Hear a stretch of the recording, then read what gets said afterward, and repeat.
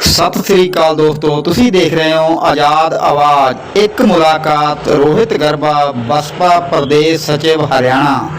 ਸਤਿ ਸ੍ਰੀ ਅਕਾਲ, ਤੁਸੀਂ ਦੇਖ ਰਹੇ ਹੋ ਆਜ਼ਾਦ ਆਵਾਜ਼। ਮੈਂ ਪ੍ਰਦੀਪ ਧੁੰਨਾ। ਅੱਜ ਸਾਡੇ ਨਾਲ ਰੋਹਿਤ ਗਰਬਾ ਜੀ ਹੈ, ਪ੍ਰਦੇਸ਼ ਸਚਿਵ ਆ ਬਸਪਾ ਦੇ। ਉਹਨਾਂ ਨਾਲ ਆਪਾਂ ਗੱਲਬਾਤ ਕਰਾਂਗੇ ਪੰਜਾਬ ਦੇ ਵਿੱਚ ਜਿਹੜੀਆਂ ਇਲੈਕਸ਼ਨ ਚੱਲ ਰਿਹਾ, ਵੋਟਾਂ ਚੱਲ ਰਹੀਆਂ ਅਤੇ ਯੂਪੀ ਦੇ ਵਿੱਚ ਚੱਲ ਰਹੀਆਂ, ਉਹਨਾਂ ਦੇ ਵਿੱਚ ਬਸਪਾ ਦਾ ਕੀ ਮਾਹੌਲ ਹੈ। ਭਾਜੀ नमस्कार। नमस्कार जी, जय भीम जय भारत। बहुजन समाज पार्टी जिंदाबाद। और आपका बहुत बहुत धन्यवाद आज़ाद आवाज़ चैनल का कि आज आप हमारा इंटरव्यू लेने आए हैं और पार्टी के लिए जो आप, और पता भी लगना चाहिए जनता को कि पार्टी क्या कर रही है। तो बहुत बहुत धन्यवाद। ਕੀ ਮਾਹੌਲ ਚੱਲ ਰਿਹਾ? ਤੁਸੀਂ ਪੰਜਾਬ ਵੀ ਜਾ ਕੇ ਆਏ ਹੋ, ਯੂਪੀ ਦੇ ਵਿੱਚ ਵੀ ਤੁਸੀਂ ਕਾਫੀ ਦਿਨ ਲਾ ਕੇ ਆਏ ਹੋ ਪ੍ਰਚਾਰ ਵਾਸਤੇ। ਕਿਸ ਤਰ੍ਹਾਂ ਦਾ ਮਾਹੌਲ ਆ ਬਸਪਾ ਦਾ ਯੂਪੀ ਦੇ? देखिए, पंजाब में हमारे युवा साथी और गए हुए थे, लेकिन मैं यूपी के अंदर था, देहात विधानसभा या सहारनपुर ज़िले के अंदर। तो इस बार लोगों ने मन बना लिया कि इस बार पूर्ण बहुमत से सरकार आ रही है माननीय बहन जी की। और यूपी के अंदर इस बार जो परिणाम होंगे वो चौंकाने वाले परिणाम होंगे, क्योंकि 2007 के अंदर जिस टाइम इस गोदी मीडिया ने दिखाया तक नहीं था और ये कह दिया था कि ये पार्टी जो ख़त्म हो चुकी है, और उस टाइम 204 सीटें आई थी, पूर्ण बहुमत से सरकार बनी थी। इस बार भी वही चौंकाने वाले परिणाम आने वाले हैं। लोगों ने मन बना लिया इस बार। ਇੰਨਾ ਵਿਸ਼ਵਾਸ ਕਿਸ ਤਰ੍ਹਾਂ ਵੀ ਇਹ ਬਸਪਾ ਦੀ ਸਰਕਾਰ ਹੀ ਬਣੂਗੀ ਯੂਪੀ ਦੇ ਵਿੱਚ? क्योंकि लोगों ने जो भूल करी है पीछे, वो उनको पछतावा हो रहा है, पछताताप हो रहा है। और उनको पता है कि एक माननीय बहन जी है जिसने यूपी के अंदर जो काम किए हैं, उनका काम सर माथे पे। लोगों ने ये कहा है कि माननीय बहन जी ने, आप बहन जी का रिकॉर्ड उठा करके देखना, बहन जी ने कभी मंदिर मस्जिद पे, धर्म के नाम पे, मजहब के नाम पे कभी राजनीति नहीं करी। वो एक संविधान को मानने वाली लेडीज है और सर्व समाज को लेकर के, ये नहीं खाली किसी एक विशेष जाति को लेकर के चलती है, सर्व समाज के लोग। और हमारा पार्टी का नारा भी है कि सर्वजन हिताय सर्वजन सुखाय, सबका सबको साथ लेकर के चलती है। एक तरफ ब्राह्मण का बेटा शपथ ले रहा है, एक तरफ पंजाबी कोई है वो शपथ ले रहा है, एक तरफ क्षत्रिय का बेटा शपथ ले रहा है, एक तरफ एक दलित समाज का बेटा शपथ ले रहा है। ये नहीं कि एक ये लोग कह देते हैं गरीब की पार्टी है, दलितों की पार्टी नहीं। इसमें हमारे राष्ट्रीय महासचिव है जो ब्राह्मण समाज से हैं, सतीश चंद्र मिश्रा। इसके जो राष्ट्रीय प्रवक्ता हैं वो जाट समाज से हैं, चौधरी धर्मवीर सिंह। तो इसमें सर्व समाज के लोग हैं। ਇੱਕ ਬੀਜੇਪੀ ਵੀ ਹੈ ਉੱਥੋਂ, ਬੀਜੇਪੀ ਤਾਂ ਕਹਿ ਰਹੀ ਹੈ ਵੀ ਅਸੀਂ ਮਾयावती ਨੂੰ ਕਿਤੇ ਨੇੜੇ ਤੇੜੇ नहीं ਆਉਣ देना। हाँ, वही तो कह रहा हूँ ना भाई, इन्होंने तो 2007 के अंदर भी ख़त्म कर दिया था पार्टी को। और इनको डर है, एक बहुजन समाज पार्टी है जो राष्ट्रीय पार्टी है, और इसको नहीं दिखाते। आप देखे होंगे कि माननीय बहन जी की अब रैलियाँ थी लखनऊ में, सहारनपुर में, यहाँ तक नवा शहर पंजाब के अंदर भी बहन जी आई थी। और अकाली दल और बसपा का जो है गठबंधन है इस बार, और यहाँ भी अच्छी सीटें निकलेगी। और यूपी का तो कहना ही क्या है। तो इस बार लोगों ने मन बना लिया कि माननीय बहन जी को प्रदेश की 5वीं बार सीएम बनाना है, और सीएम बनने जा रही है। ਪੰਜਾਬ ਤੇ ਯੂਪੀ ਨੂੰ ਲੈ ਕੇ ਪਾਰਟੀ ਦੀਆਂ ਕਿਸ ਤਰ੍ਹਾਂ ਦੀਆਂ ਨੀਤੀਆਂ ਜਿਹੜੀਆਂ ਆਮ ਲੋਕਾਂ ਨੂੰ ਸਹੂਲਤ ਮਿਲ ਸਕੇ? देखिए, आम लोगों की जब बात करते हैं, जब गन्ने का रेट बढ़ाया गया था ना, महेंद्र ये राकेश टिकैत के जो बड़े बुजुर्ग थे, इनका राकेश टिकैत का भी बयान आया था कि पहले नंबर पे बहन कुमारी मायावती रही थी, और सबसे बड़ा अगर गन्ने का रेट बढ़ाया गया तो माननीय बहन जी के राज में बढ़ाया गया। और इसमें मैं थोड़ा बता देता हूँ कि 88,000 BTC शिक्षकों की भर्ती की गई थी माननीय बहन जी के लिए, और 41,000 कांस्टेबल की भर्ती की गई थी। ये रिकॉर्ड उठा करके देख लेना। इनके तो काम किए नहीं, इन्होंने तो मंदिर मस्जिद धर्म के नाम पर के और इन पर राजनीति करी है, लेकिन माननीय बहन जी ने काम किए हैं। यहाँ तक काशी राम शहरी आवास योजना के तहत 1,00,000 लोगों को आवास योजना मिली थी गांव से शहर की तरफ। और उसके बाद जिला गौतम नगर बुद्ध विश्वविद्यालय की स्थापना की गई थी। 10,08,848 सफाई कर्मचारियों की भर्ती की गई थी। और महामाया तकनीकी विश्वविद्यालय गौतम नगर से स्थापित किए थे। गरीब बस्तियों में 2,000 समुदाय केंद्र खोले गए थे। इन्होंने कहीं खोले हैं केंद्र? देखा आपने? शिक्षा के नाम पे इन्होंने शिक्षा का दरवाजा ही बंद कर दिया गया। जब भी आप ये देखो कि प्रदूषण होता है तो फैक्ट्रियां बंद होनी चाहिए ना, ये बड़े बड़े चिमनी भट्टे ये बंद होनी चाहिए, लेकिन ये पहले स्कूल बंद करती है। भाई स्कूल का क्या लेना देना है? अगर प्रदूषण हो रहा है तो फैक्ट्रियां बंद करो, भट्टे बंद करो, जिनसे प्रदूषण हो रहा है वो बंद करो ना, लेकिन ये पहले शिक्षा का दरवाजा बंद करती है। ये हमें बहुत गहराई पे सोचना ਕਰੋਨਾ ਦੀ ਆੜ ਵਿੱਚ ਵੀ ਕਾਫੀ ਬੱਚਿਆਂ ਦਾ ਜਿਹੜਾ ਪੜ੍ਹਾਈ ਦਾ ਨੁਕਸਾਨ ਹੋਇਆ। ये बहुत बड़ा प्रोपगंडा अपनाया गया, देश को पीछे धकेल दिया गया। और एक कोरोना काल के अंदर देश के अंदर इन्होंने इतना देश को पीछे धकेल दिया गया है और इनके शराब के ठेके खुले हैं, शिक्षा के दरवाजे बंद कर दिए गए और कोरोना जैसी नाम बीमारी इस देश के अंदर है ही नहीं। मैं तो कह रहा हूँ जो लोग पीछे जो इनको जो वो डेड बॉडी थी उनका वो पोस्टमार्टम कराया जाए भी किस वजह से उन लोगों की मौत हुई है। और अब ये जो इंजेक्शन लगाए जा रहे हैं कोरोना काल के अंदर, पहली डोज दूसरी डोज, अभी वो एक्सपेरिमेंट चल रही है, उस पर भी हाई कमान का आदेश आ चुका है भी किसी को जबरदस्ती नहीं लगाया जा सकता। यहाँ तक मास्क पे हमारे मुंह पे एक छींका लगा दिया गया, पहले जो जानवरों को लगाया जाता था या पहले ये जो लोग थे, गरीब जो लोग थे, उनको बोलने का अधिकार नहीं था, वो दोबारा फिर से हमारे मुंह पे लगा दिया गया है। लेकिन हाईकमान का आदेश है, ये लगाना ही नहीं है, लेकिन फिर भी धक्के से ये चालान काट रहे हैं और आम पब्लिक को परेशान किया जा रहा है। ਇੱਕ ਇਹਨਾਂ ਨੂੰ ਪਹਿਲਾਂ ਜਿਸ ਵੈਕਸੀਨੇਸ਼ਨ ਲਾਉਂਦੇ ਆ, ਟੀਕਾ ਲਾਉਂਦੇ ਆ, ਉਹਦੇ ਨੂੰ ਪਤਾ ਲੱਗ ਜਾਂਦਾ ਵੀ ਜਿਹੜਾ ਕਰੋਨਾ ਨਵਾਂ ਆ ਰਿਹਾ ਉਹਦਾ ਨਾਂ ਵੀ ਇਹ ਹੈ, ਇਹਦਾ ਕੀ ਕਾਰਨ? मैं कह रहा हूँ भी ये प्रोपगंडा है ना, और इन्होंने जो वैक्सीन जो बनाई गई थी इसको भी तो खत्म करना है। इनके साथ बहुत बड़ी डील हुई है और अभी एक कोरोना तो गया ही नहीं, नए ये पता नहीं कहाँ से ढूंढ करके ये नाम लेके आ रहे हैं भाई, नवा नाम लेकर के आ रहे हैं। इनमें ये बहुत बड़ी राजनीति है। और मैं कह रहा हूँ भाई ये शराबी हैं, इनको एक भी कोरोना नहीं है, जो ठेके खोल दिए गए हैं, कहीं ना कहीं बच्चों का भविष्य खराब किया जा रहा है। मैं देश की जनता से अपील करना चाहूँगा कि आप मिल करके अगर चाहते हो देश के अंदर विकास हो, देश के अंदर ये धर्म के नाम पे, मजहब के नाम पे, ये जातियों के नाम पे जो राजनीति करने वाले हैं इनको खदेड़ा जाए। और भाई हमें शिक्षा चाहिए, हमें रोजगार चाहिए, हमें स्वास्थ्य चाहिए।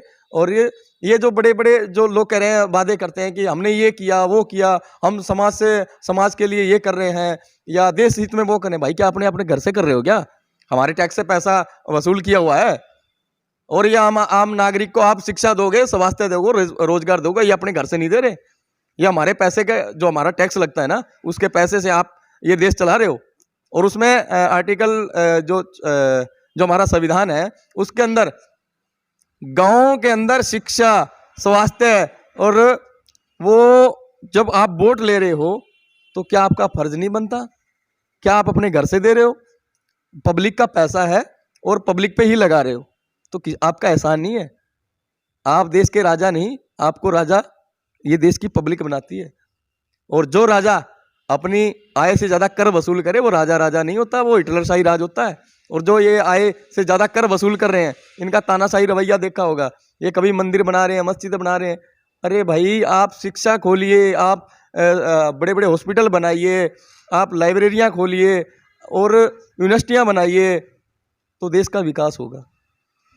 ਇਹਦੇ ਵਿੱਚ ਇਸ ਤਰ੍ਹਾਂ ਦਾ ਜਿਹੜਾ ਮਾਹੌਲ ਬਣਦਾ, ਇਹਦੇ ਵਿੱਚ ਕਿਤੇ ਨਾ ਕਿਤੇ ਵੋਟਰ ਆ ਜਿਹੜੇ ਉਹ ਨਹੀਂ ਜ਼ਿੰਮੇਵਾਰ ਵੀ ਪੈਸੇ ਲੈ ਕੇ ਵਿਕਦੇ। ਜਿਵੇਂ ਇਸ ਵਾਰ ਵਿਧਾਨ ਸਭਾ ਦੇ ਆਪਣੇ ਵੋਟਾਂ ਪਈਆਂ ਵਿਧਾਇਕ ਵਾਲੀਆਂ, ਉਪ ਚੁਣਾਵ ਹੋਇਆ, ਉਹਦੇ ਵਿੱਚ ਵੀ ਇਸ ਤਰ੍ਹਾਂ ਦਾ ਮਾਹੌਲ ਦੇਖਣ ਨੂੰ ਮਿਲਿਆ ਵੀ ਪੈਸੇ ਲੈ ਕੇ ਵੋਟ ਪਾਤੀ, ਵਿਧਾਇਕ ਜੇ ਜਾਂ ਮਰਜ਼ੀ ਹੋਵੇ ਉਹਦੇ ਤੱਕ ਉਹਨਾਂ ਨੂੰ ਕੋਈ ਮਤਲਬ ਨਹੀਂ, ਇੱਥੇ ਆਵੇ ਜਾਂ ਕਿਸੇ ਦਾ ਦੁੱਖ ਸੁਣੇ ਜਾਂ ਨਾ ਸੁਣੇ, ਇਹਨਾਂ ਨੂੰ ਕੋਈ ਮਤਲਬ नहीं ਦੁੱਖ, सिर्फ पैसे तक मत हो रह गया या दारू की बोतल रह गई। बिल्कुल, देखिए बाबा साहब ने जो वोट का अधिकार दिया था कि आप एक ऐसा बढ़िया मंत्री चुने या विधायक चुने या राजा चुने जिससे आपका देश का भला हो और आम जनता का भला हो, लेकिन आप पौए और बोतल में बिक जाते हो, अपनी वोट की कीमत नहीं समझ पा रहे।